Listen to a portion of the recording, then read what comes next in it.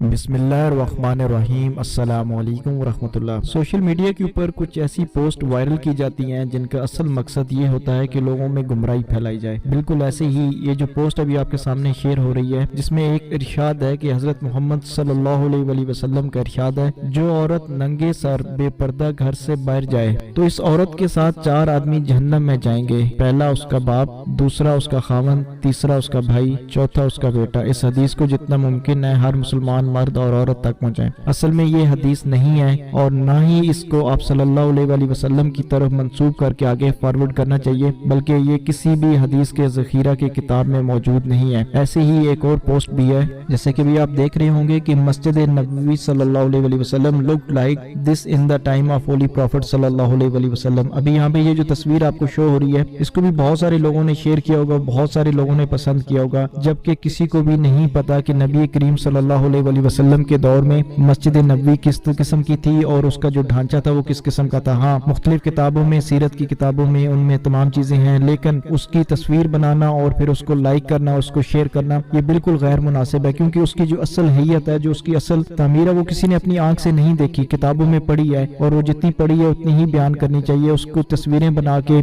सिर्फ लाइक और शेयर लेने के लिए इस तरह हर चीज नबी करीम सल्लल्लाहु अलैहि वसल्लम की तरफ मंसूब कर देना, ये बहुत बड़ा जुल्म और ज्यादती है इंसान की अपनी जान के ऊपर। इसलिए हमें चाहिए कि हम जो हक बात है सिर्फ उसको ही फॉरवर्ड करें और उसको ही लोगों तक पहुंचाएं। अल्लाह सुब्हानहू व तआला हमें हर किस्म के गुमराही से बचने वाला और हर किस्म के फितने से बचने वाला बना दे, और हम सब का जो खात्मा है वो ईमान के ऊपर हो जाए। अस्सलामु अलैकुम व रहमतुल्लाह।